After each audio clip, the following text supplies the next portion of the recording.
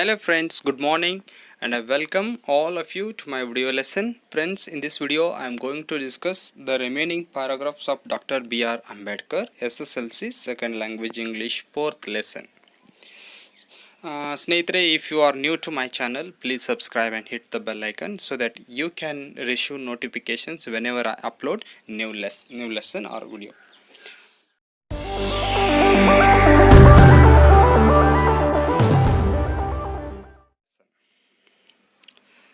About 2500 years ago, the Buddha had questioned caste divisions in India.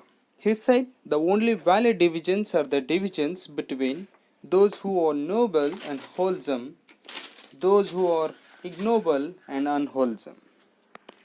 ಸುಮಾರು 2500 ವರ್ಷಗಳ ಹಿಂದೆ ಭಾರತದಲ್ಲಿ ಬುದ್ಧ ಈ ಜಾತಿ ವಿಂಗಡಣೆಗಳನ್ನು ಪ್ರಶ್ನೆ ಮಾಡಿದರು. ಅದಕ್ಕೆ ಅವ್ರು ಹೇಳ್ತಾರೆ, he said the only valid divisions R the divisions between only valid ಅಂದರೆ ಸ್ವೀಕಾರಾರ್ಹವಾದದ್ದು. ಈ ಭೂಮಿ ಮೇಲೆ ಅಥವಾ ಈ ಭಾರತದಲ್ಲಿ ಇರ್ತಕ್ಕಂಥ ಕೇವಲ ಎರಡು ಡಿವಿಷನ್ಗಳು, ಜಾತಿ ವಿಂಗಡಣೆಗಳು ಯಾವುವು ಅಂದರೆ they are the divisions between noble and wholesome and those who are ignoble and unwholesome. Noble and wholesome ಉದಾತ್ತವಾದಂತಹದ್ದು ಮತ್ತು ಆರೋಗ್ಯಪೂರ್ಣವಾಗಿರುವಂಥದ್ದು ಅಥವಾ ಪರಿಪೂರ್ಣವಾಗಿರುವಂಥದ್ದು. And those who are ignoble and unwholesome. Ignoble ಕೆಳಮಟ್ಟದ ವಿಚಾರಧಾರೆಗಳನ್ನು ಹೊಂದಿರತಕ್ಕಂಥದ್ದು ಮತ್ತು ಅನಾರೋಗ್ಯಕರವಾಗಿರುವಂಥವ್ರು ಅಥವಾ ಅಪರಿಪೂರ್ಣತೆಯನ್ನು ಹೊಂದಿರುವವರು ಅಂತ. ಹೀಗೆ ಒಂದು ಉದಾತ್ತ ಅಥವಾ ಉನ್ನತವಾದ ವಿಚಾರ ಅಥವಾ ಚಿಂತನೆಗಳನ್ನು ಹೊಂದಿರುವ ಮತ್ತು ಆರೋಗ್ಯಪೂರ್ಣವಾಗಿರುವುದು, ಇನ್ನೊಂದು ಪಂಗಡ ಅನಾರೋಗ್ಯಕರವಾಗಿರುವುದು, ಅಷ್ಟೇ ಅಲ್ಲದೆ ಕೆಳಮಟ್ಟದ ಚಿಂತನೆಗಳನ್ನು ಹೊಂದಿರುವುದು. ಇವೆರಡು ಗೌತಮ ಬುದ್ಧನ ಪ್ರಕಾರ ಭಾರತದಲ್ಲಿರ್ತಕ್ಕಂಥ ಜಾತಿ ವ್ಯವಸ್ಥೆಯ ಒಂದು ವಿಂಗಡಣೆಗಳು ಅಂತ ಅವರು ಹೇಳ್ತಾರೆ. ಅದೇ ರೀತಿಯಾಗಿ the Tamil poetess Avvai had said similarly that there are only two castes in the world, namely the charitable who give and are superior and the misers who do not and are therefore inferior. ಅಷ್ಟೇ ಅಲ್ಲದೆ ಒಬ್ಬ ತಮಿಳ್ ಕವಯಿತ್ರಿ ಅವ್ವೈ ಅವರು ಕೂಡ ಏನು ಹೇಳಿದ್ದಾರೆ, ಇದೇ ರೀತಿಯಾಗಿ similarly ಅಂದರೆ ಸಾಮ್ಯತೆಯನ್ನು ಹೊಂದಲಾಗಿ there are only two castes in the world, namely the charitable who give. Charitable ಅಂದರೆ ದಾನ ದತ್ತಿಗಳನ್ನು ನೀಡುವಂಥವ್ರು ಅಂತ. Who give and are superior, ಅವರು ಉನ್ನತ ವರ್ಗದವರು. And the misers who do not and are therefore inferior, ಅವರು ಅತ್ಯಂತ ಕೆಳಮಟ್ಟದವರು, ಕೆಳವರ್ಗದವರು ಅನ್ನುವಂಥ ಒಂದು ಜಾತಿ ವ್ಯವಸ್ಥೆಯನ್ನು ಕುರಿತವರು ಹೇಳ್ತಾರೆ. ಅಂದರೆ ಯಾರು ದಾನದತ್ತೆಗಳಂದರೆ ಯಾರಿಂದ ಏನಾದರೂ ಕೊಡಲಿಕ್ಕೆ ಸಾಧ್ಯ ಇದೆಯೋ ಅವರು ಉನ್ನತವಾದ ಸ್ಥಾನವನ್ನು ಹೊಂದಿರ್ತಾರೆ. ಯಾರು ಕೂಡ ಏನನ್ನು ಕೊಡಲಿಕ್ಕೆ ಸಾಧ್ಯ ಇಲ್ಲವೋ, ಯಾರು ಜಿಪುಣತನವನ್ನು ಮಾಡ್ತಾರೋ ಅಂಥವರು ಏನಾಗಿರ್ತಾರೆ, ಕೆಳವರ್ಗದವರು ಅನ್ನುವಂಥ ಒಂದು ಅರ್ಥವನ್ನು ತಮಿಳ್ ಪೊಯಿಟೆಸ್ ಅವೈ ಇವರು ಹೇಳ್ತಾರೆ ಅಂತ. ಸ್ನೇಹಿತರೆ, ಈ ಒಂದು 11th ಪ್ಯಾರಾಗ್ರಾಫ್ ಮೇಲೆ ನಮಗೆ ಪ್ರಶ್ನೆ ಬರ್ಬೋದು, what were the opinions of Buddha and Tamil poetess Avvai regarding the caste division ಅಂತ. ಓಕೆ, ಈ ಒಂದು ಪ್ರಶ್ನೆ ಮೇಲೆ ಈ 2 ಮಾರ್ಕಿನ ಪ್ರಶ್ನೆಯನ್ನು ನಾವು ಈ ಒಂದು ಪ್ಯಾರಾಗ್ರಾಫ್ನಲ್ಲಿ ಎಕ್ಸ್ಪೆಕ್ಟ್ ಮಾಡ್ಬೋದು ಅಂತ ಹೇಳ್ತೇನೆ. ಆ್ಯಂಡ್ ಮುಂದುವರೆದು, throughout the course of Indian history, great sages and saints exposed the hollowness of these divisions and sought to bring all the communities of India together in a creative partnership. Throughout the course of Indian history, ಇಡೀ ಭಾರತದ ಒಂದು ಇತಿಹಾಸವನ್ನು ನೋಡಿದಾಗ the great sages, ಮಹಾನ್ ಋಷಿಗಳು, sages ಅಂದರೆ ಋಷಿಗಳು, and saints ಋಷಿಗಳು, ಮಹಾನ್ ಸಾಧುಗಳು ಅಥವಾ ಮುನಿಗಳು, exposed the hollowness of these divisions, exposed ಹೊರಹಾಕಿರೋದು ಅಥವಾ ಜಗತ್ತಿಗೆ ತಿಳಿಸಿಕೊಟ್ಟಿರೋದು the hollowness of these divisions. Hollowness ಅಂದರೆ ಟೊಳ್ಳುತನ, ಇದರಲ್ಲಿ ಯಾವುದೇ ಹುರುಳಿಲ್ಲ ಎನ್ನುವುದನ್ನು ಜಗತ್ತಿಗೆ ತೋರಿಸಿಕೊಟ್ಟಿದ್ದಾರೆ. ಯಾವುದರಲ್ಲಿ ಅಂತಂದರೆ these divisions and sought to bring all the communities of India together in a creative partnership. ಈ ಜಾತಿ ವಿಂಗಡಣೆಗಳಲ್ಲಿ ಇದ್ದಂತಹ ಅನೇಕ ಟೊಳ್ಳುತನವನ್ನು, ಅನೇಕ ತಪ್ಪು ಆಚಾರಗಳನ್ನು, ತಪ್ಪು ಆಚರಣೆಗಳನ್ನು ಅಥವಾ ತಪ್ಪಾದ ವಿಂಗಡಣೆಗಳನ್ನು ಹೊರಹಾಕಿದ್ದಾರೆ. ಅವುಗಳನ್ನು ತಪ್ಪುಗಳನ್ನು ಎತ್ತಿ ತೋರಿಸಿದ್ದಾರೆ. ಅಷ್ಟೇ ಅಲ್ಲದೆ ಭಾರತದಲ್ಲಿರ್ತಕ್ಕಂಥ ಎಲ್ಲ ಒಂದು ಜಾತಿ ಸಮುದಾಯಗಳನ್ನು, ಕಮ್ಯುನಿಟೀಸ್ಗಳನ್ನು ಒಂದೇ ಒಂದು ಕ್ರಿಯಾತ್ಮಕವಾದಂಥ ಒಂದು ಸಹಭಾಗಿತ್ವದಲ್ಲಿ, ಸೃಜನಾತ್ಮಕವಾದಂಥ ಒಂದು ಸಹಭಾಗಿತ್ವದೊಳಗೆ ತರಬೇಕು ಅಂಥೇಳಿ ತಮ್ಮದೇ ಆದಂಥ ಒಂದು ಪ್ರಯತ್ನವನ್ನು ಅನೇಕ ಸಾಧುಗಳು, ಋಷಿಗಳು, ಸಂತರು ಮಾಡಿದ್ದಾರೆ ಅಂತ. But caste by virtue of its power structure showed itself to be firmly entrenched. ಆದರೆ ಜಾತಿ ವ್ಯವಸ್ಥೆ ಅನ್ನೋದು ಅದರ ಒಂದು ಹುಟ್ಟಿನ ಬಲವಾದ ಮೂಲದಿಂದ, caste by virtue of it's power structure ಅಂತಂದರೆ ಅದು ಯಾವ ರೀತಿಯಲ್ಲಿ ಹುಟ್ಕೊಂಡಿದೆ ಈ ಸಮಾಜದೊಳಗೆ, ಹುಟ್ಟಿದಾಗ ತುಂಬ ಬಲವಾಗಿ ಹುಟ್ಕೊಂಡಿದೆ. Showed itself to be firmly entrenched. ಅದರ ಹುಟ್ಟು ತುಂಬ ಬಲಿಷ್ಠವಾಗಿರೋದ್ರಿಂದ ನಮ್ಮ ಸಮಾಜದಲ್ಲಿ ತುಂಬ ಆಳವಾಗಿ ಬೇರೂರಿದೆ ಅನ್ನೋದನ್ನು ಇಲ್ಲಿ ಹೇಳ್ತಾ ಇದ್ದಾರೆ ಸ್ನೇಹಿತರೆ. ಸೊ ಇಷ್ಟು ಸಾಧುಗಳಾಗಲಿ, ಋಷಿಮುನಿಗಳಾಗಲಿ, ಎಷ್ಟೇ ಪ್ರವಾದಿಗಳಾಗಲಿ ಪ್ರಯತ್ನ ಮಾಡಿದರೂ ಕೂಡ ಜಾತಿ ವ್ಯವಸ್ಥೆಯನ್ನು ಸುಲಭವಾಗಿ ಕೂಡ ಅವರಿಂದಲೂ ಬದಲಾಯಿಸಲಿಕ್ಕೆ ಸಾಧ್ಯ ಆಗಿಲ್ಲ. ಕಾರಣ ಎಷ್ಟೇ ಅಂದರೆ ಅದು ತುಂಬ ಆಳವಾಗಿ ಈ ನಮ್ಮ ಭಾರತೀಯ ಸಮಾಜದೊಳಗೆ ಬೇರೂರಿದೆ ಅನ್ನೋದನ್ನು 11ನೇ ಪ್ಯಾರಾಗ್ರಾಫ್ದಲ್ಲಿ ಎಕ್ಸ್ಪ್ಲೇನ್ ಮಾಡ್ತಾರೆ ಸ್ನೇಹಿತರೆ. ಈ 12ನೇ ಪ್ಯಾರಾಗ್ರಾಫ್ದಲ್ಲಿ in the 12th paragraph, under the policy of divide and rule, the British rulers exaggerated caste distinction and divided the people of India further to strengthen their hegemony over us. 12ನೇ ಪ್ಯಾರಾಗ್ರಾಫ್ದಲ್ಲಿ under the policy of divide and rule the British rulers exaggerated caste distinctions. ಬ್ರಿಟಿಷರು ಭಾರತವನ್ನು 200 ವರ್ಷಗಳವರೆಗೆ ಆಳಬೇಕಾದ್ರೆ ಭಾರತವನ್ನು ಒಡೆದು ಆಳುವ ನೀತಿ ಅನುಸರಿಸುವ ಮೂಲಕ ಆಳಿದ್ದಾರೆ. ಒಡೆದು ಆಳುವುದಂದರೆ ಭಾರತವು ಜಾತಿ ವ್ಯವಸ್ಥೆಗೆ ಬಹಳಷ್ಟು ಜಾತಿಗಳನ್ನು ಹೊಂದಿರುವಂಥ ದೇಶ ಆಗಿತ್ತು. ಹಾಗಾಗಿ ಈ ಜಾತಿಯ ಒಂದು ವ್ಯತ್ಯಾಸಗಳನ್ನು ಭಾರತೀಯರಲ್ಲಿ ಹೆಚ್ಚು ಮಾಡಿ ತೋರಿಸುವುದು, ಎಕ್ಸಾಗರೇಟ್ ಮಾಡಿಸುವುದು ಅಥವಾ ಅದನ್ನು ಉತ್ಪ್ರೇಕ್ಷಿಸುವುದು. ಹೀಗಾಗಿ ಅದನ್ನು ಹೆಚ್ಚು ಮಾಡಿ ಭಾರತದ ಜನರನ್ನು ವಿಭಾಗಿಸಿ further to strengthen their hegemony over us. Hegemony ಅಂದರೆ ಅವರ ಒಂದು ನಿಯಂತ್ರಣ. ನಮ್ಮ ಭಾರತೀಯರ ಮೇಲೆ ತಮ್ಮ ಒಂದು ನಿಯಂತ್ರಣವನ್ನು ಸಾಧಿಸಲಿಕ್ಕೆ ಭಾರತದಲ್ಲಿ ಇರ್ತಕ್ಕಂಥ ಜಾತಿ ವ್ಯವಸ್ಥೆಗಳನ್ನು ತುಂಬ ಹೆಚ್ಚು ವ್ಯತ್ಯಾಸಗಳನ್ನು ಮಾಡಿ ಭಾರತದ ಜನರನ್ನು ವಿಭಾಗಿಸಿ ತಮ್ಮ ಆಳ್ವಿಕೆಯನ್ನು ಮಾಡುವುದಾಗಿತ್ತು ಅಂತ. It was given to two great Indians of our time, Mahatma Gandhiji and Dr. Baba Saheb Ambedkar, to repudiate caste and to proclaim the oneness of the Hindu community. ಆ ಒಂದು ಸಂದರ್ಭದಲ್ಲಿ ನಮ್ಮ ಭಾರತದಲ್ಲಿ ಇಬ್ಬರು ಮಹಾನ್ ವ್ಯಕ್ತಿಗಳಾದ ಮಹಾತ್ಮ ಗಾಂಧೀಜಿ ಮತ್ತು doctor Baba Saheb Ambedkar. To repudiate caste ಅಂತಂದರೆ ಜಾತಿಯನ್ನು ನಿರಾಕರಿಸುವುದು. To repudiate caste and to proclaim the oneness of Hindu community.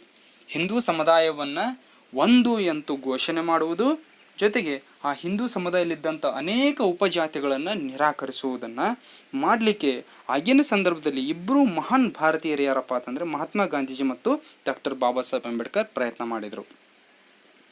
ಹಾಗಾದರೆ ಇವರು ಇಬ್ಬರೂ ಮಾಡಿದ ಒಂದು ವಿಧಾನಗಳು ಅಥವಾ ಮಾರ್ಗಗಳು ಭಿನ್ನವಾಗಿದ್ದು ಅಂತ.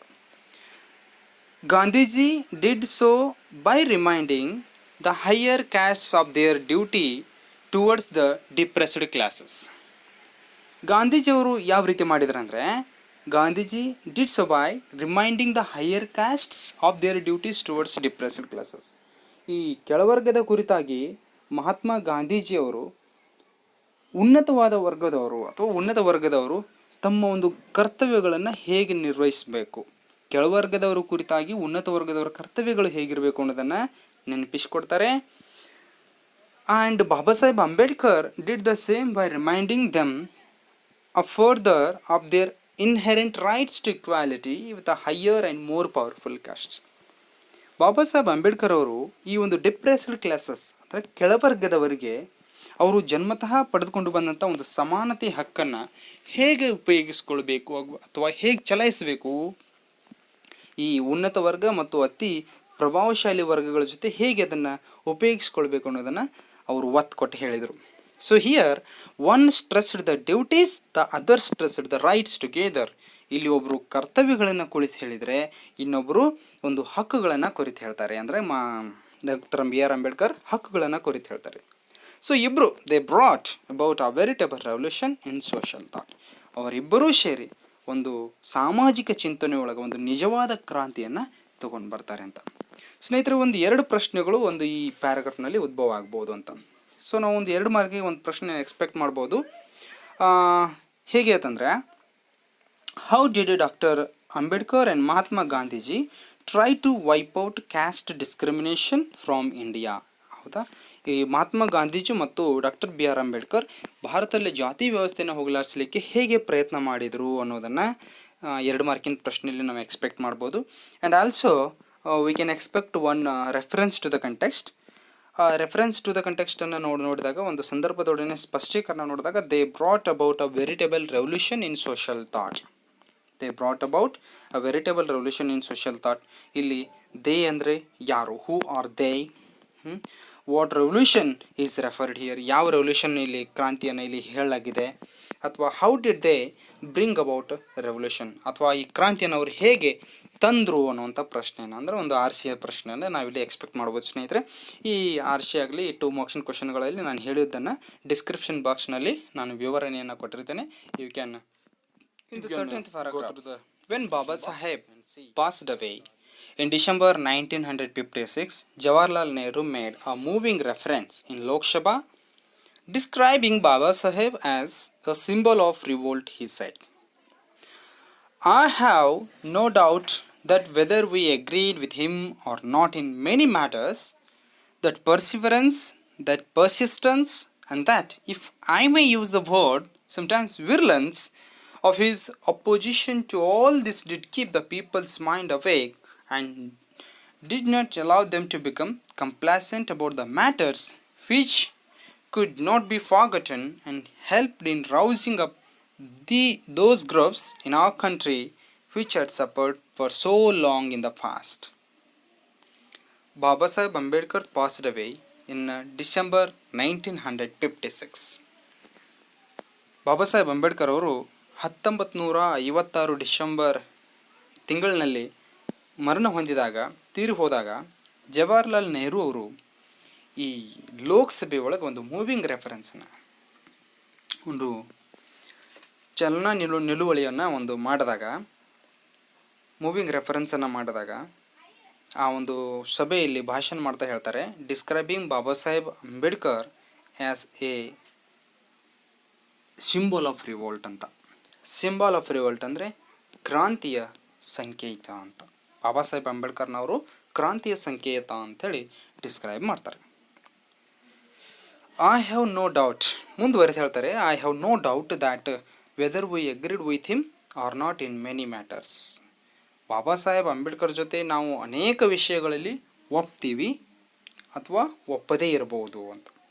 ದಟ್ ಪರ್ಸಿವರೆನ್ಸ್, ಆದರೆ ಅವರ ಒಂದು ಅವಿರತ ಪ್ರಯತ್ನ, ದಟ್ ಪರ್ಸಿಸ್ಟೆನ್ಸ್, ಅವರ ಒಂದು ಛಲ, and that if I may use the word, ಅಷ್ಟೇ ಅಲ್ಲದೆ ನಾನು ಅದಕ್ಕಾಗಿ ಒಂದು ಬೇರೆ ಪದವನ್ನೇ ಉಪಯೋಗಿಸುವುದಾದರೆ, ಸಮ್ಟೈಮ್ಸ್ ವಿರ್ಲೆನ್ಸ್ ಅಂತಂದರೆ ಅವರ ಒಂದು ದಿಟ್ಟ ನಿಲುವು ಅಂತ. ವಿರ್ಲೆನ್ಸ್ ದಿಟ್ಟ ನಿಲುವು ಆಫ್ ಹಿಸ್ ಅಪೋಸಿಷನ್, ತಮ್ಮ ಒಂದು ವಿರೋಧಿಗಳಿಗೆ ಅವರದೇ ಆದಂಥ ಒಂದು ದಿಟ್ಟ ನಿಲುವನ್ನು ಕೂಡ ಅಥವಾ ಬಹಳಷ್ಟು ಕಠಿಣತೆಯನ್ನು ಕೂಡ ನಾನಿಲ್ಲಿ ಅವರ ವಿರೋಧಿಗಳಿಗೆ ಅವರು ಹೊಂದಿರ್ತಿದ್ರು ಅನ್ನೋದನ್ನು ಹೇಳ್ತಾರೆ. All this did keep awake people's mind awake and did not allow them to feel become complacent. ಇವೆಲ್ಲ ಅವರಲ್ಲಿರ್ತಕ್ಕಂಥ ಗುಣಗಳು ಯಾವಾಗಲೂ ಜನರ ಒಂದು ಮನಸ್ಸನ್ನು, ಯಾವಾಗಲೂ ಜನರ ಮನಸ್ಸನ್ನು ಎಚ್ಚರದಿಂದ ಇರುವಂತೆ ಮಾಡಿದವು. ಅಷ್ಟೇ ಅಲ್ಲದೆ they did not allow them to become complacent about matters which could not be forgotten. ಅವರು ಎಂದೆಂದೂ ಜೀವನದಲ್ಲಿ ಮರೆಯಲಾದಂಥ ವಿಚಾರಗಳನ್ನು ಹೊಂದಿ ಅವರು ಎಂದಿಗೂ ತೃಪ್ತಿ ಆಗಲಾರದಂತೆ, ಅಂದರೆ ತೃಪ್ತಿ ಪಡಲಾರದಂತೆ ಅವರನ್ನು ಎಚ್ಚರಗೊಳಿಸ್ತಿದ್ದು. and helped in rousing up those groups in our country which had suffered for so long in the past time. ಭೂತಕಾಲದಲ್ಲಿ ಅಥವಾ ಹಿಂದೆ ಶತಮಾನಗಳ ಕಾಲ ತುಂಬ ಒಂದು ಕೆಟ್ಟ ಪರಿಸ್ಥಿತಿಯನ್ನು ಅನುಭವಿಸಿರ್ತಕ್ಕಂಥ ಅನೇಕ ಗುಂಪುಗಳೇನಿದ್ವೋ ಆ ಗುಂಪುಗಳು ಯಾವತ್ತಿಗೂ ಕೂಡ ಅಲ್ಪಕಾಲಿಕ ತೃಪ್ತಿಯನ್ನು ಹೊಂದಲಾರದಂತೆ ಬಾಬಾ ಸಾಹೇಬ್ ಅಂಬೇಡ್ಕರ್ರವರಿದ್ದಂಥ ಗುಣಗಳು ಅವರನ್ನು ಯಾವಾಗಲೂ ಎಚ್ಚರದಿಂದ ಇರುವಂತೆ ಮಾಡ್ತಿದ್ವು ಅಂತ ಹೇಳ್ತಾರೆ.